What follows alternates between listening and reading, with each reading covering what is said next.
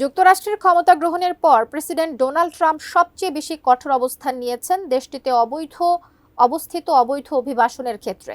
দ্বিতীয়বার প্রেসিডেন্ট হিসেবে দায়িত্ব গ্রহণের পরই অবৈধভাবে অবস্থানরত বিভিন্ন দেশের নাগরিকদের ফেরত পাঠাতে শুরু করেছে ট্রাম্প প্রশাসন। এই ক্ষোভের প্রভাব এবার বাংলাদেশের ওপরও পড়তে যাচ্ছে। যুক্তরাষ্ট্র জানিয়েছে শনাক্ত করা হয়েছে অবৈধ বাংলাদেশিদেরকে যে কোনো সময় পাঠানো হবে ফেরত। বিস্তারিত জানাচ্ছেন ইশতিয়াক হোসেন। যুক্তরাষ্ট্রে অবৈধভাবে অবস্থানরত ভারতীয় নাগরিকদের ফেরত পাঠানোর একটি ঘটনা সম্প্রতি তোলপাড় সৃষ্টি করেছে। মার্কিন সরকার তাদের হাতকড়া পরিয়ে সামরিক বিমানে দেশে পাঠিয়ে দেয়, যা নেট দুনিয়ায় ব্যাপক আলোচনা সৃষ্টি করে। এবার মার্কিন প্রশাসন সেই একই কঠোর পদক্ষেপ বাংলাদেশিদের বিষয়েও গ্রহণ করতে যাচ্ছে।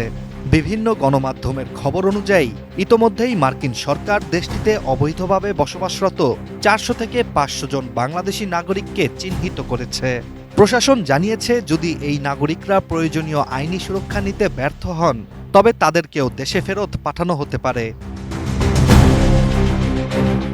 কোয়ালিটি সম্পন্ন আন্তর্জাতিক মানের still bar CSRM, committed for better still. মার্কিন যুক্তরাষ্ট্রের এমন পদক্ষেপের মাঝেই উত্তেজনা বিরাজ করতে দেখা যায় ঢাকায়। যুক্তরাষ্ট্র থেকে ফেরত পাঠানো ব্যক্তিদের বিষয়ে কি করা যায় তা খতিয়ে দেখতে ঢাকায় স্বরাষ্ট্র মন্ত্রণালয় 4 ও 5 মার্চ 2 দফায় বৈঠক করেছে। ওই বৈঠকে উপস্থিত ছিলেন পুলিশের বিশেষ শাখা, ইমিগ্রেশন ও বেসামরিক বিমান চলাচল কর্তৃপক্ষ, স্বরাষ্ট্র উপদেষ্টা সহ সরকারের বিভিন্ন দপ্তরের কর্মকর্তারা। গণমাধ্যম সূত্রে আরও জানা যায়, ওই বৈঠকে উপস্থিত একজন কর্মকর্তা জানিয়েছেন, ট্রাম্প প্রশাসন ইতোমধ্যেই অবৈধভাবে যুক্তরাষ্ট্রে বসবাস করা বাংলাদেশি নাগরিকদের দেশে পাঠানো শুরু করেছে। প্রত্যেক সপ্তাহে গড়ে 6 থেকে 7 জন বাংলাদেশি নাগরিককে ফেরত পাঠানো হচ্ছে।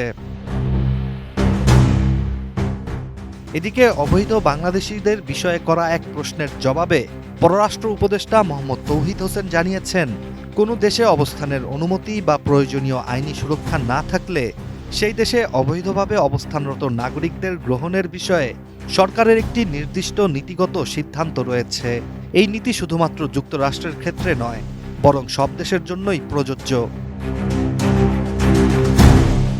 এ সময় তিনি আরও জানান যে, অবৈধভাবে অবস্থানরত নাগরিকদের ফেরত নিতে অসম্মতি জানালে বৈধভাবে বিদেশে কাজ বা ভ্রমণে যাওয়া নাগরিকদের জন্য তা কঠিন পরিস্থিতি তৈরি করতে পারে। তবে এমনটি হতে দেওয়া যাবে না, কারণ এতে সাধারণ মানুষের ভোগান্তি বৃদ্ধি পাবে।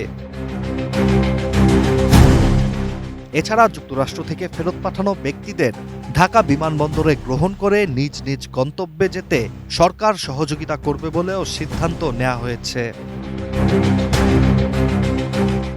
Ishtiaq Hossain, ATN news.